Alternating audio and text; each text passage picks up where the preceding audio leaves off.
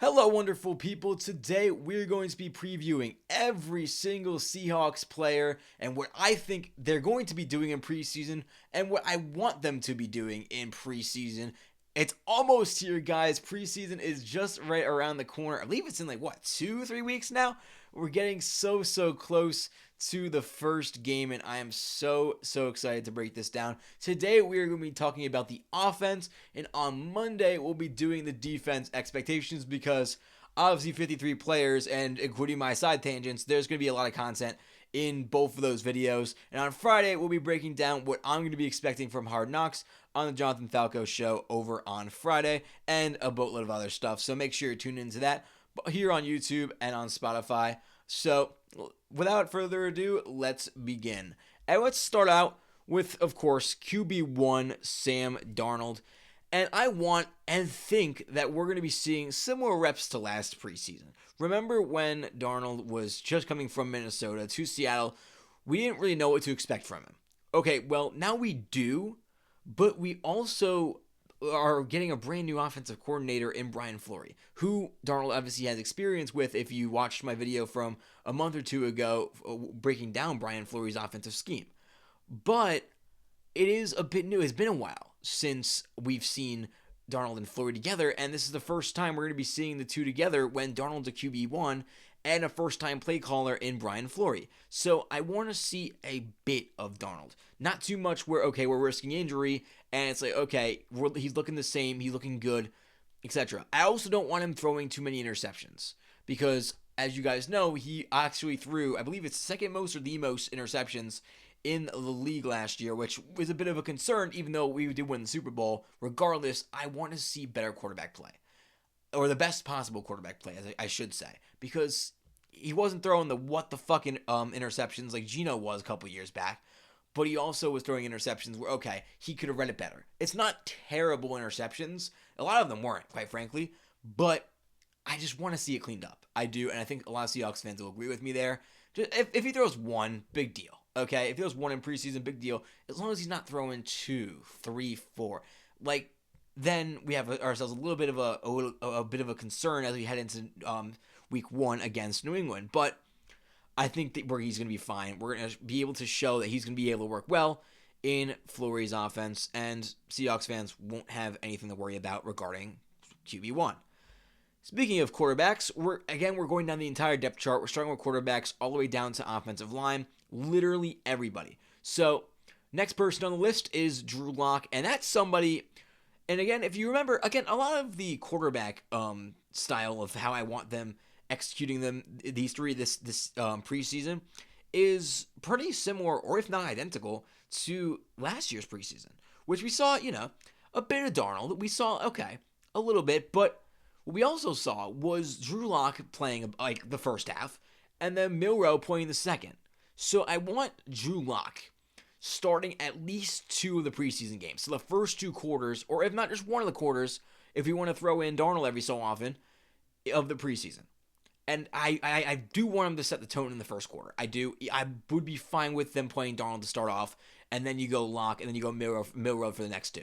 But I do think they're going to go with that unpredictability with him and have, that blend with him and Darnold and Milroe, where you could see Darnold starting with in the first quarter, Lock the second, Milroe starting the rest, like I was saying, which overall isn't a bad plan, but I don't want that on a consistent basis. I want, maybe it's one half of Lock, the entire second half of Milroe, or it's 1 quarter Darnold, 1 quarter Lock, the rest Milroe, or something or like that. Because next person, which is why I'm saying the entire second half would be Jalen Milroe, is the QB2 on the team, Jalen Milroe.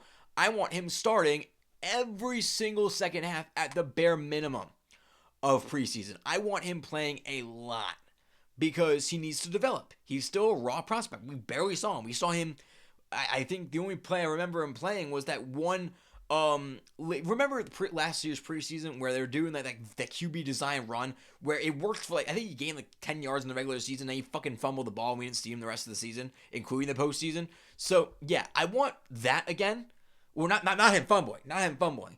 I want to see that design again. I do. I like the idea of it.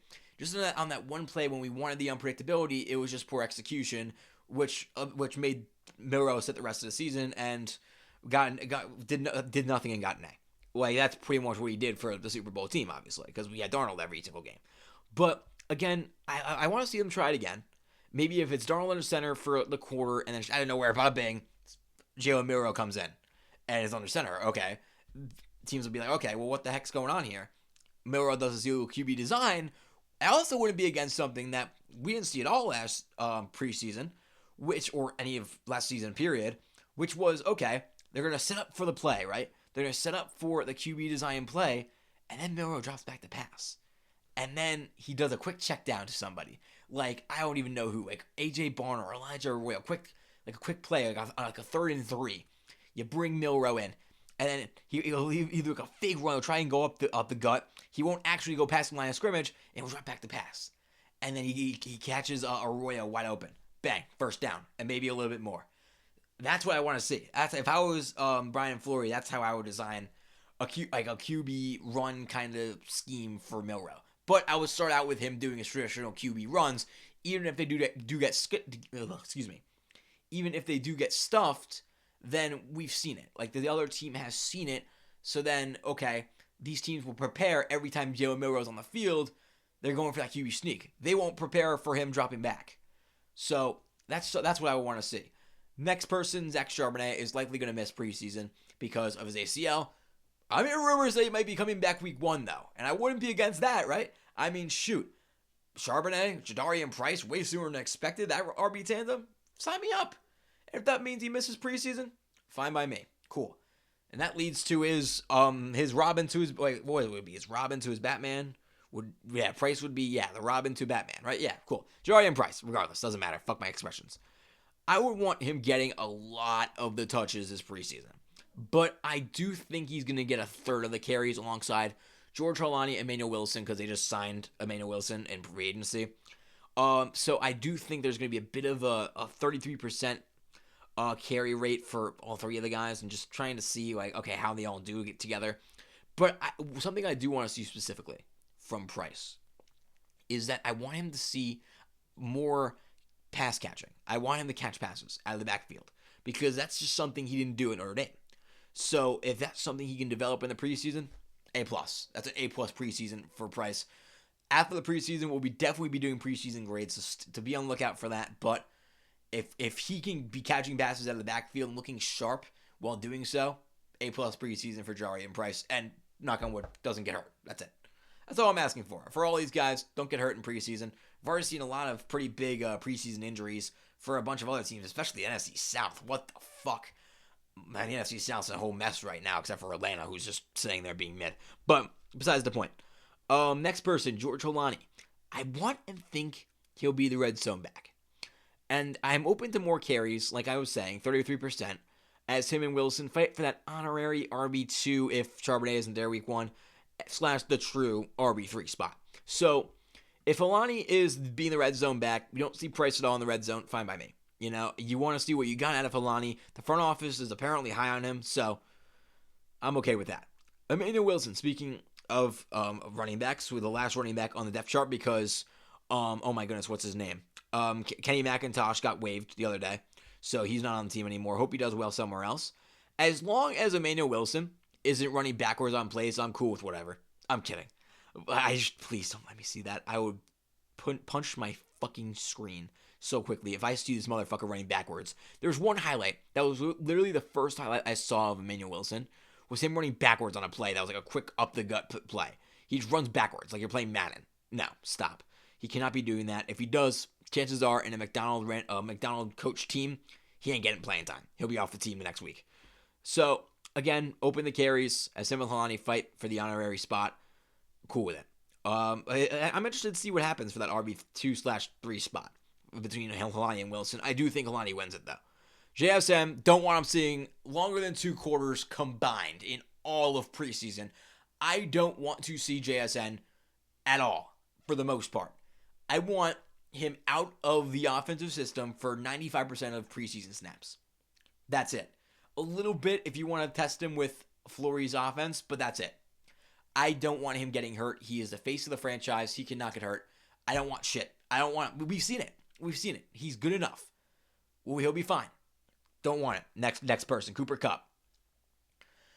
I could see him wanting to get reps. He's an older guy. I know he's an injury-prone fella. But, again, and that's why I don't want him to be on the field a lot either. I think they're going to have Kupp play more than JSN, but overall, I think that it's not going to be too much. Because Kupp, again, like I said, he's older. He's supposed to be the wide receiver 2 on the team. So why have him hurt in preseason? Why take that risk? Next, this is where things get interesting with wide receivers. Rashid Shaheed. I want him to be a true wide receiver 1 of the preseason. I want him getting wide receiver snaps. No, not kick return snaps. I don't want him returning kicks at all. If it was up to me, maybe 1 or 2 every so often, whatever, sure. I don't want him returning most of the kicks. The reason for that will be the next person we talk about, but I want Rashid Shaheed design plays on the offense by Brian Fleury. I want to see the unleashed potential, the untapped potential that the Orleans was able to find with Rashid Shaheed that the Seahawks haven't yet. Kubiak used Shaheed, not that much. We saw him go deep in the Super Bowl, but Gonzo swatted down like a beast, the beast he is. But I want to see more of that. I want to see the Darnold Shaheed deep ball more in the regular season, so I want to see that in the preseason as well, regardless of quarterback. Just want to see something like that. Now, I think what's going to happen is they're going to, play him a little bit, but I think they're going to have him split kick returns or punt returns with Torrey Horton. If Torrey's 100%, though, why not see what he can do as both kick and the punt returner? And that leads me to Mr. Torrey Horton, because I want him being the pure kick and punt returner of the preseason. And, the occasional design a play for a wide receiver, because chances are he's going to be the wide receiver 3 come the regular season, because Rashid Shaheed is going to be the kick and punt returner, if not at least the kick returner. So ideally, I'm fine with Horton being the punt returner if he shows out. If not, I'm cool with Shaheed. And then Horton's the wide receiver 3, and that's how he gets his time. But I think the Seahawks are going to fulfill my wish of Horton being the wide receiver 2 in preseason. Because, in my opinion, the most of the snaps are going to be Shaheed as the 1, or at least how I would have it. Horton as the 2, Bobo as the 3, and Bobo and Emmanuel Henderson being the 3. Which leads me to Jake Bobo. Just stay goated. Just catch passes that are thrown to you. You're Jake Bobo. No other complaints. No other analysis needed. He's Jake Bobo. Emmanuel Henderson, the rookie. We broke him down. Oh, we haven't broken him down yet. Oh, shit.